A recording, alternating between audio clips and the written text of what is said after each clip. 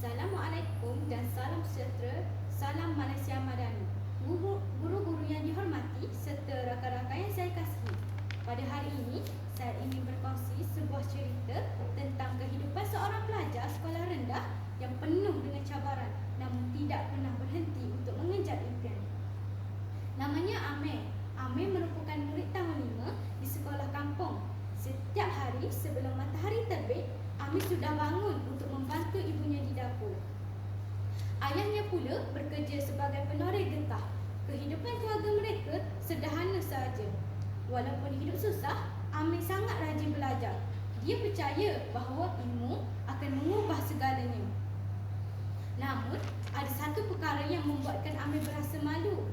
Kasutnya sudah terkoyak di bahagian depan. Setiap kali berjalan, stokingnya akan kelihatan sedikit terkeluar. Di sekolah, Amir sering menyorokkan kasutnya di bawah meja. Ketika pendidikan jasmani, dia akan cuba berdiri di belakang supaya tiada siapa yang nampak kasutnya yang lusuh itu. Pada suatu hari, hujan turun dengan sangat lebatnya. Ketika Amir ingin pulang, kasutnya akhirnya sudah terkoyak sepenuhnya.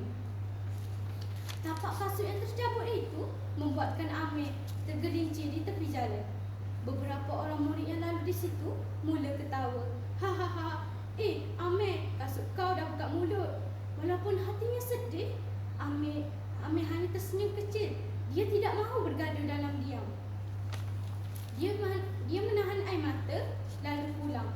Sampainya di rumah, ibunya melihat keadaan kasut itu. Ibunya termenung lama. Maafkan ibu, Amir.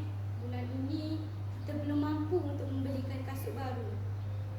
Amir memegang tangan ibunya lalu berkata, tak apa ibu, Amir masih boleh pakai lagi.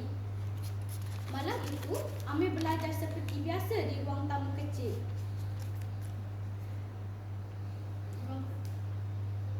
Lampu rumah mereka agak malap. Cengkerik di luar menemani suasana malam. Walaupun penat, Amir tetap menyiapkan kerja sekolahnya. Keesokan harinya, guru kelas Amir iaitu Cikgu Farah menyedari keadaan kasut itu. Cikgu Farah tidak bertanya di hadapan murid lain. Selepas tamat kelas, Cikgu Farah memanggil Amir secara perlahan. Amir, cikgu tahu kamu anak yang kuat. Jangan malu ya dengan keadaan kamu. Orang berjaya bukan dinilai pada mahalnya pakaian, tetapi besarnya usaha. Kata-kata itu sangat menyentuh hati Amir. Beberapa hari kemudian, sekolah Amir mengadakan pertandingan bercerita. Cikgu Farah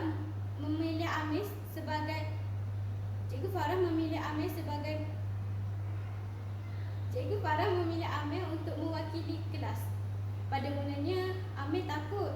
Dia tidak yakin dengan dirinya. Tetapi Cikgu Farah terus memberikan semangat padanya. Amir, suara kamu ada keyakinan. Cikgu percaya kamu boleh.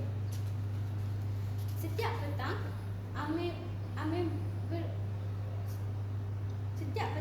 Amir berlatih bersungguh-sungguh.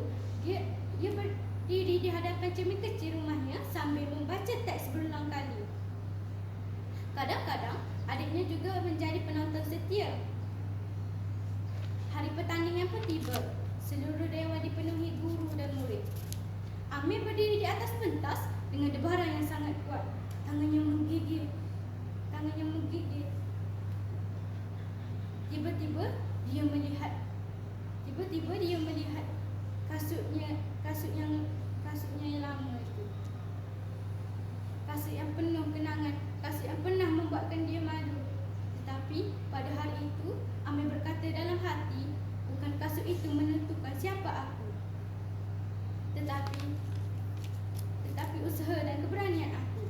Amir mula bercerita dengan penuh perasaan. Suaranya jelas, mukanya penuh keyakinan. Semua penonton diam mendengarkan ceritanya. Ada yang tersenyum, ada juga yang meneteskan air mata. Akhirnya, Amir diumumkan sebagai juara bagi pertandingan bercerita sekolah. Seluruh dewan bergema dengan tepukan gemuruh. Amir naik ke pentas untuk menerima hadiah. itulah dia melihat ibunya mengesat air mata kegembiraan. Seminggu kemudian, pihak PIBG dan pihak sekolah memberikan Amir kasut baru kerana kagum dengan sifat tak pernah mengalah.